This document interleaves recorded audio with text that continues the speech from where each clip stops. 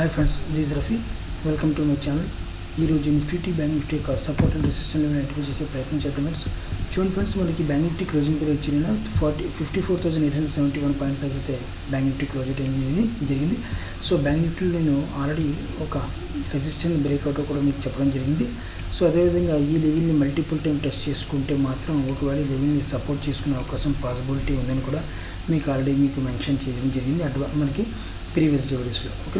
ఒకవేళ అదేవిధంగా market multiple నిన్న ఈ లెవెల్ని సపోర్ట్ తీసుకుంది, మళ్ళీ బౌన్స్ బ్యాక్ ఉంది, ఆ లెవెల్ దగ్గర మళ్ళీ ప్రజెంట్ అయితే క్లోజ్ అవడం జరిగింది అన్నమాట. అంటే మనకి ఈ లెవెల్ని ఒకవేళ మల్టిపుల్ టైం రియాక్షన్ ఇస్తే మాత్రం డెఫినెట్గా మనకి సపోర్ట్ లెవెల్కి ఏర్పాటు అయ్యే అవకాశం పాసిబిలిటీ మనకి ఉంది. కానీ ఇప్పుడు సపోర్ట్ లెవెల్ ఉందా? ఇప్పుడు వాల్యూమ్ ప్రకారం మనం చూసుకుంటే మాత్రం ఈ 3-4 డేస్ ట్రేడింగ్ సెషన్లో వాల్యూమ్ ప్రకారం చూసుకుంటే మాత్రం ఇప్పుడు ప్రజెంట్ అయితే మనకి నా అంచనా ప్రకారం వాల్యూమ్ వేసుకున్న దాన్ని బట్టి చూసుకుంటే మాత్రం ఇక్కడ మాత్రం ఏ విధమైన సపోర్ట్ అయితే లేదనమాట. ఓకేనా? సో ఒకవేళ ఈ లెవెల్ బ్రేక్ అయ్యే అవకాశం ఉంది. సో ఎందుకంటే 54,000 దగ్గర సపోర్ట్ లెవెల్ ఈ లెవెల్ దగ్గరికి రావాల్సిన అవసరం ఉంది. కామన్ గ్యాప్ కూడా ఉంది. ఇక్కడ కామన్ గ్యాప్ని ఫిల్ చేసుకోవాల్సిన అవసరం కూడా బ్యాంక్ నిఫ్టీ చేయాల్సిన అవసరం ఉందన్నమాట. ఒకవేళ ఏదైనా దారుణమైన గుడ్ న్యూస్ కానీ బ్యాడ్ న్యూస్ వస్తుంది వేరే విషయం. ఎందుకంటే మార్కెట్ గుడ్ న్యూస్ వచ్చినప్పుడు ఏ సంబంధం లేకుండా టెక్నికల్ బేసిక్ మీద లేకుండా న్యూస్ బేసిక్ మీద వెళ్తుంది అన్నమాట మార్కెట్. అదేవిధంగా బ్యాడ్ న్యూస్ వచ్చినా సరే అంతే, టెక్నికల్ బేస్ మీద కాకుండా న్యూస్ బేసిక్ మీద వెళ్ళి క్లోజ్ అవడం జరిగింది అన్నమాట. అయితే నిన్న ప్రీవియస్ వీడియోస్లో మీకు బ్యాంక్ నిఫ్టీ యొక్క సపోర్ట్ అండ్ రెసిస్టెన్స్ లెవెల్ కూడా మీకు చెప్పడం జరిగింది. అది ఎంతవరకు వర్కౌట్ అయింది ఒకసారి చూద్దాం ఫ్రెండ్స్.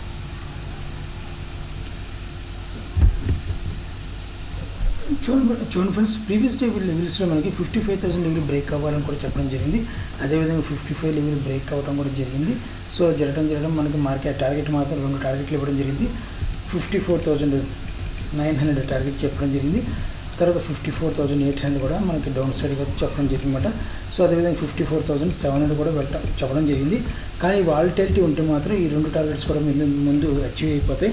తర్వాత ఈ టార్గెట్ మనం కొద్దిగా మార్కెట్ టైం ఉంటే ఈ టార్గెట్ కూడా వచ్చే అవకాశం ఉంది కూడా మీకు చెప్పడం జరిగింది. ఆల్మోస్ట్ మనకి దగ్గరలో మనకు రావడం కూడా జరిగిందన్నమాట ఈ టార్గెట్ కూడా.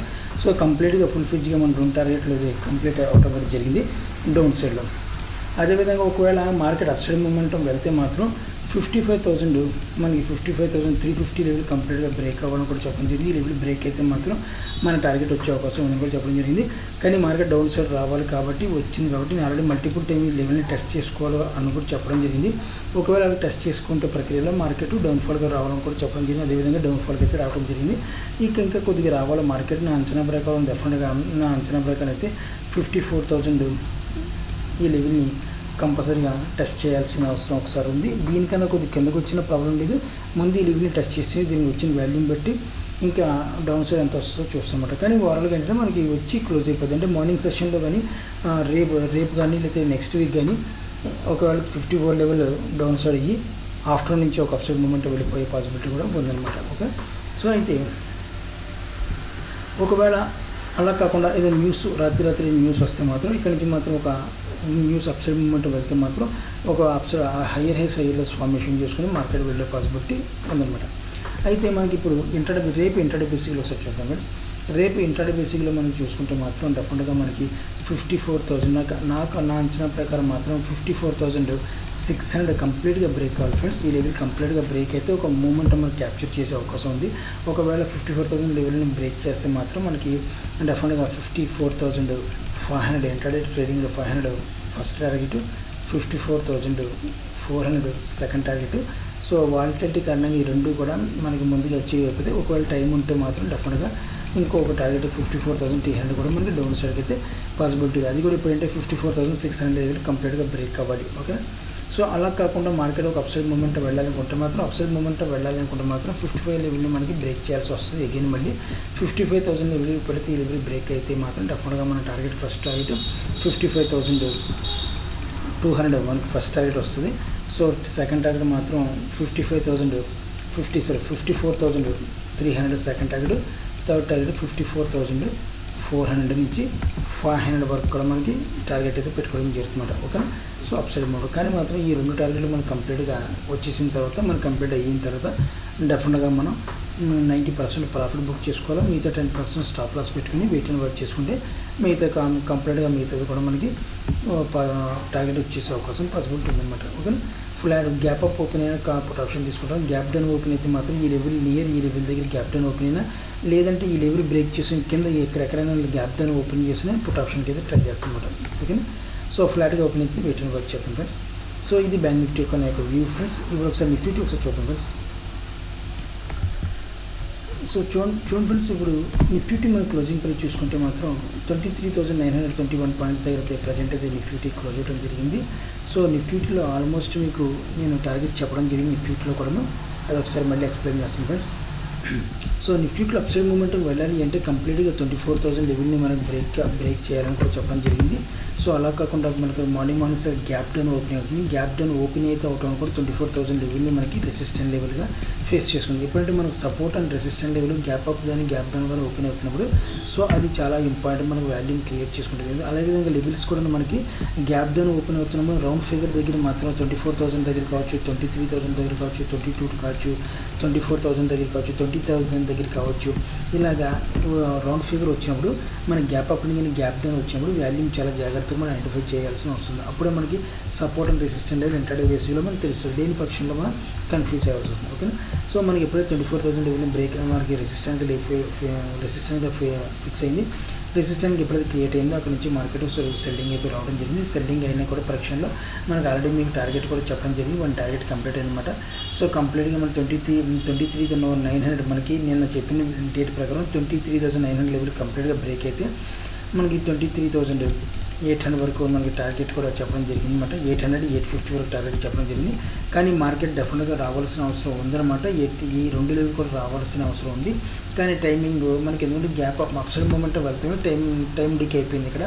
ఎందువల్లంటే మనకి గ్యాప్ అప్ ఓపెన్ అయింది, ఒక రెసిస్టెంట్ లెవెల్ని ఫేస్ చేసుకుంది మార్కెట్. రెసిస్టెంట్ లెవెల్ ఎప్పుడైతే 24,000 లెవెల్ని బ్రేక్ ఫేస్ చేసుకుందో అక్కడ నుంచి సెల్లర్స్ యాక్టివేట్ అయ్యారన్నమాట. ఓకేనా. సో చూడండి, మనకి ఈ లెవెల్ ఇక్కడ ఉన్న ఈ పర్టికులర్ పాయింట్ ఆఫ్ వ్యూలో మీకు ఒక చార్ట్ కనబడుతుంది. మనం చాలామంది మీరు చూసుంటారో లేదో నాకు తెలియదు, కానీ మనం ఇక్కడ ఒక ఐడెంటిఫై చేయాల్సిన ఒక చార్ట్ ఉంది ఇంటర్డే బేసిక్లో, అది కూడా మీకు చూస్తాను చూడండి. సో మనకి ఈ లెవెల్ దగ్గర పర్టికులర్ మనకి సపోర్ట్ లెవెల్ ఉంది, ఇక్కడ రెసిస్టెంట్ లెవెల్ ఉంది మనకి. ఓకేనా. ఈ డైరెక్షన్లో గత కొన్ని రోజుల నుంచి మార్కెట్ ఇక్కడే ఉంది, కానీ బ్రేక్అవుట్ ఈ లెవెల్ని బ్రేక్అవుట్ అవుతుంది, మళ్ళీ అదేవిధంగా సపోర్ట్ లెవెల్ ఫేస్ చేసుకుంటుంది. ఓకేనా. ఎందువల్ల దీనివల్ల ప్రకారం ఏంటి అంటే మార్కెట్ కొద్దిగా కన్ఫ్యూజ్ మోడ్ ఉంది. రెండోది ఏంటంటే మార్కెట్ నిఫ్టీ మాత్రం కొద్ది ఇంటర్డే బేసిక్లో ఇంకా కొద్ది డౌన్ఫాల్కి రావాల్సిన అవసరం ఉంది. ఆల్రెడీ మీకు చెప్పడం జరిగింది, కానీ ఈ లెవెల్ని బేస్ చేసుకుంది అనమాట. ఇక్కడ సపోర్ట్ లెవెల్ క్రియేట్ చేసుకుని బేస్ చేసుకుంది అనమాట. ఓకేనా. ఈ సపోర్ట్ లెవెల్ వాల్యూమ్తో మనం చూసుకుంటే మాత్రం చాలా స్ట్రాంగ్ అంటే స్ట్రాంగ్ కాదు, కొన్ని రోజులు ఇంటర్డే బేసిక్లో సపోర్ట్ చేసుకునే సపోర్ట్ లెవెల్ తప్ప, కానీ ఇది ఫుల్ ఫిజ్గా మనకి సపోర్ట్ చేసుకునే లెవెల్ కాదు, ఇది విత్ వాల్యూమ్ ప్రకారం చూసుకుంటే. ఓకేనా. అయితే మనకి ఇక్కడ మన ఈ పర్టికులర్ పాయింట్ ఒక చార్ట్ అయితే కనబడుతుంది. ఆ చార్ట్ మీకు ఒకసారి ఎక్స్ప్లెయిన్ చేస్తాను. చూడండి ఫ్రెండ్స్, ఇక్కడ నుంచి మనం చూసుకుంటే ఒక హెడ్ అండ్ షోల్డర్ ప్యాటర్న్ అయితే మనకి. సో ఒక నిమిషం.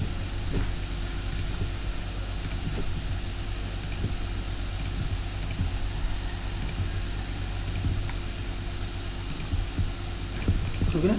సో ఇది ఫ్రెండ్స్ మనకి హెడ్ అండ్ షోల్డర్ ప్యాటర్న్ మనకి ఒకటి క్రియేట్ వస్తుంది అనమాట. ఇది కన్ఫర్మ్ అవ్వలేదు నాకు ఇంకా హెడ్ అండ్ షోల్డర్ ప్యాటర్న్.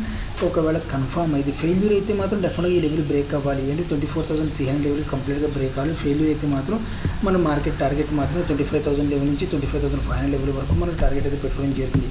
కానీ మనకి ఇది కంప్లీట్ అవ్వాలి. కంప్లీట్ అయితే మాత్రం కామన్ గ్యాప్ ఉంది కాబట్టి కామన్ గ్యాప్ను కూడా ఫిల్ చేసుకుని మార్కెట్ డౌన్ ఫార్కి వచ్చి మళ్ళీ మార్కెట్ ఈ లెవెల్ దగ్గర నుంచి ఒక బౌన్స్ బ్యాక్ అయ్యే అవకాశం పాసిబిలిటీ మన 22,500 నుంచి 22,000 వరకు మనకి సపోర్ట్ లెవెల్ దొరికే అవకాశం పాసిబిలిటీ ఉంటుంది అనమాట.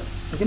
సో ఇది మనకి ఇంకా కన్ఫర్మ్ కాలేదు. ఈ head and shoulder pattern with volume ప్రకారం కన్ఫర్మ్ అయిన తర్వాత చెప్తాను మీకు. అప్పటిదాకా మాత్రం కొద్దిగా మీకు ఒక ఐడియా అనమాట. ఎందుకంటే మన చార్ట్ ఇది ఎందుకు ఇప్పుడు చెప్పడం జరిగింది, మన చార్ట్ ఎలాగున్నా సరే అక్కడ ఉన్నా సరే మనం ఐడెంటిఫై చేయాలి, దాన్ని గుర్తించాలన్నమాట. గుర్తించి ఏ ప్యాటర్న్ వచ్చింది, ఏ ప్యాటర్న్ రాబోతుంది ఇవన్నీ గుర్తించగలగాలన్నమాట. సో అదే మనకి స్టాక్ మార్కెట్లో ఇది రహస్యం అనమాట. ఓకే. ఫస్ట్ ఆఫ్ ఆల్ అది రూల్ అనమాట. సో అయితే మనకి ఇంటర్డే బేసిక్లో చూద్దాం ఫ్రెండ్స్. ఇంటర్డే బేసిక్లో మనకి రేపు ఏ విధంగా ఉపయోగపడుతుంది చూద్దాం. సో చూడండి ఫ్రెండ్స్, మనకి ఇంటర్డే బేసిక్లో మనం చూసుకుంటే మాత్రం మనకి కంప్లీట్గా మనకి ఫుల్ ఫిజ్గా మనకి లెవెల్స్ మాత్రం 23,800 లెవెల్ కంప్లీట్గా బ్రేక్ అవ్వాలి నాకు.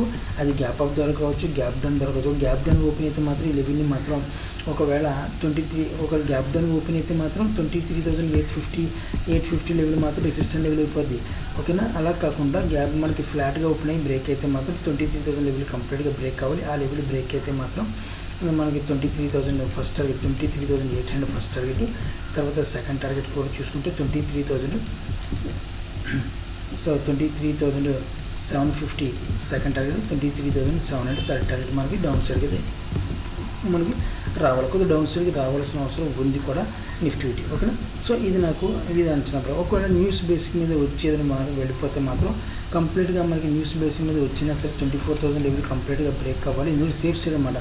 మనకి ఫ్లాట్గా ఓపెన్ అయ్యి 23,900 లెవెల్ బ్రేక్ అయినా సరే, 900 నుంచి 950 లెవెల్ బ్రేక్ అయినా సరే మనకు పొజిషన్ తీసుకొచ్చుకోవచ్చు. కానీ కంప్లీట్గా 24,000 లెవెల్ మనకి బ్రేక్ అయితే సేఫ్ సైడ్ జోన్ అనమాట. సేఫ్ జోన్ అనమాట.